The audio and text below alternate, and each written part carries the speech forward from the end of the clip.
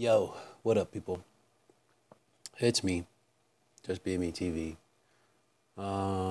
First, as you can see, no glasses this time because I got some stuff on my mind that I just need to get off, man. And this is a video that I've been wanting to do for a long time. And I think it's finally time for me to get this narrative off my chest. It's something that just, it's been in my soul, and it's gonna maybe piss some people off or maybe get a better understanding. But the best way to start it is this way. So not too long ago, I was interacting with someone, and I'm gonna get really real. I was interacting with this white guy, okay?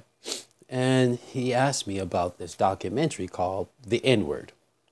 I guess there's a documentary on the flight of what the N-word and how the impact on Black Americans in society is. And he asked me if I watched that documentary. And I looked at him and I said, no, I've lived it for 40 years of my life. And he kind of paused and he looked at me like, what do you mean? And so he proceeded to go on and talk about his experiences of being around Black people and kind of the reverse segregation or racism that he experienced through his lifetime. And I heard him out and I was like, yeah, those seem about right. But at the end of the day, I'm like, I don't need to watch the documentary when I've lived these things all my life. You know, people who have been around me know me. I'm a fun-loving guy. You know, I like to have fun and everything. But there are certain things that do get to me. Yes, there are times I am the angry Black man because of my experiences in life. A lot of times I don't talk about them because I keep them within myself. One of my first early experiences with understanding what it was to be a Black man, being a very young kid. And I remember being out in the playground with me and some of my friends, and this girl, young blonde girl, comes over. We're all playing outside on the playground. And I'll never forget this day. Her dad comes flying outside and yells real loud to me and my homeboy. It's my homeboy Nico that I was playing with, and this little blonde girl. I think we were playing with cars or something. He runs outside and he was just like, "Get the hell away from those niggers right now." And I was like, wow. And I might have been at the max 8 years old, something like that. And I was like, wow, okay, there's some crazy stuff. And then, you start, as you get older, you start experiencing everything. You know, the area I grew up in, honestly, the area I grew in was, majority, there's a lot of Spanish people around. There's Blacks around, white, so it was mixed, but majority Spanish people. You know what I mean? And so, I got a little bit of taste of this and that within, my growing up experience. So, yes, when I've dated people of other races. But I've had that experience, too. Oh, I don't want you to be with him because he's a Black man and you're a Spanish girl or a white girl or whatever, because of this image of what a Black man is. Wow. I really lost a lot of really cool, females I hung out with just because of that same aspect. Another thing that bugged me out, too, was, one of my things, I love just wearing white socks, two socks. Blah! I've always done that since I was a kid. And I remember helping out a friend of mine one time, and we were in he was doing some construction work.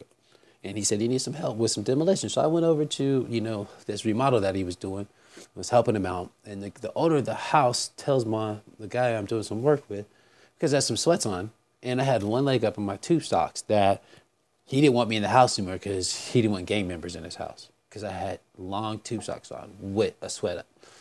And I've had people say that to me all the time. Are you a gang member because you have one leg on?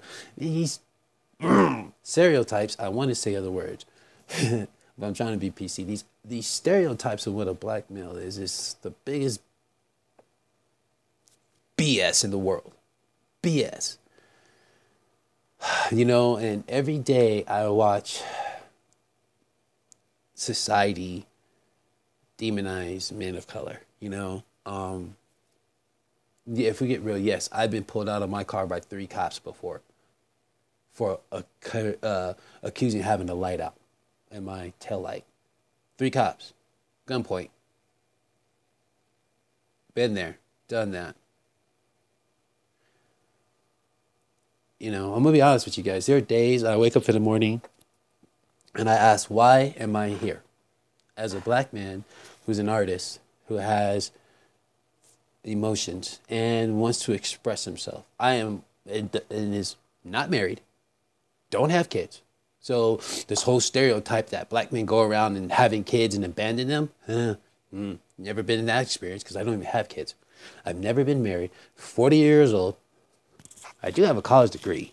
I went to the University of Northern Colorado, got a college degree. Now, to be honest with you, I did want to go to college. I did it to please my parents, right? Cool.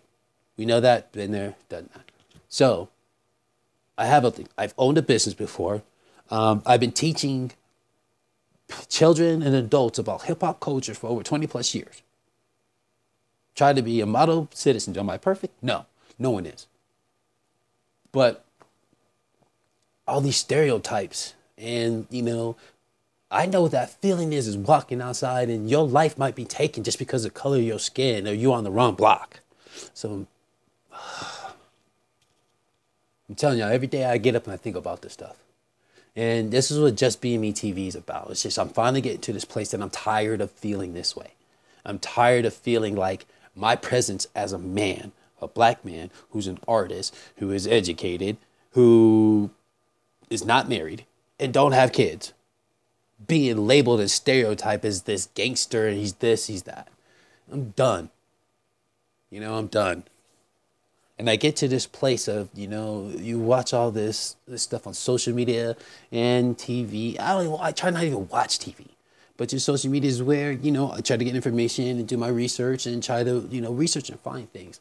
But I even ask myself, am I perpetuating the social media gambit of things because I'm doing this? Or am I helping? Because I feel like there's this boxed in feel that a black man's only supposed to be a certain way. And I'm just tired of it. I'm tired of it. Sometimes, I'll be honest with y'all, sometimes I wish I wasn't even on this earth. There was another place where I could go and walk around and be at peace. You know, it's an interesting thing. The first time, it was back in like 2009. I was in Atlanta, you know, and I was down there during the Black Arts Festival. And I got to, my first time in Atlanta, over by the Black Arts Festival, and I was in downtown Atlanta, Georgia, standing on the corner. I stood on the corner and I ran a test. And I looked at the traffic for 15 minutes. And I watched all the traffic go by in the cars on the corner.